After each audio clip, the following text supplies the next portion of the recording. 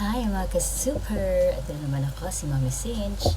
At ngayon ay itikman natin yung bagong bili ko na palaman sa Dali. Ito, pistachio. So nakita ko ito ay 100 plus lang. So 119 pesos. I'm not sure pero papakita ko yung presyo. Pistachio spread. Hindi kasi progressive. All gourmet, 200 grams, pwede na. So, bubuksan natin. Wait lang. So, ito na nga. Ito na talaga. Ayan, naka-seal.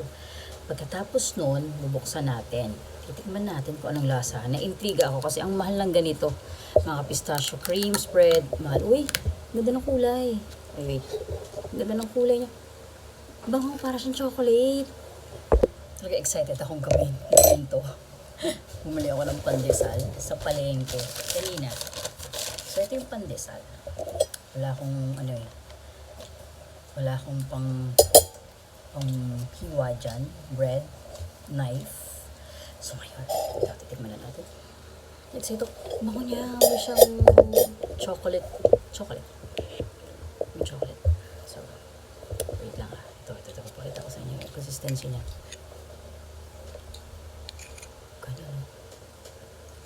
Ganyan. Green na green talaga. So, I will taste on its own lang. Taste ko to. Creamy. Nasang pistachio siya. Siya, tao ba to? Ang sarap. Grabe.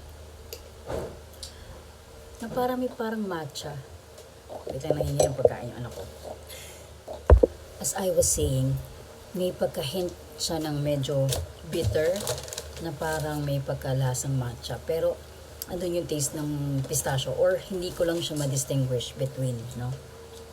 Kalagay kasi dito, sa according to my daughter, kalagay, wait lang, kasi hindi progressive yung salamin ko. It is, serving size is 30 grams. Yung anak ko, nagpapasuyo sa kumain. Meron itong pistachio, 8%. So, bale, ito ay 200 grams, 8% pistachio. Nakalagay pala sa pinakaharap. 8% pistachio. So, pwede na, no? Kung naghaharap ka ng affordable. Kasi talagang napakamahal ngayon ng pistachio spread. Tsaka yung branded na pistachio cream na hinahalo sa mga icing ng cakes. Yung Cavella. Gusto ko siyang bilhin. Pero, ang dami din sa Shopee at sa Lazada ng ganitong klaseng pistachio spread. Pero, siguro nasa 200, 300, ganyan. Almost 4. Mura nito. 119 lang ata. Natry kong ilagay ito sa whipping cream kung pwede siya sa cake. And magtitinda ako nito. Chocolate plus strawberry. Tsaka ito.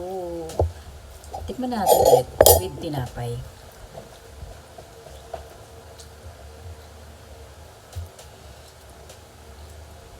Sarap.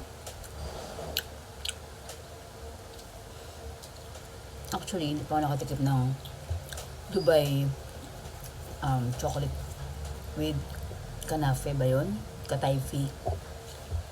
But I think approve to sa panlasa nyo. Masarap talaga. Ako nagsisip. May hint lang siya na parang may pagka-matcha. Pero worth it.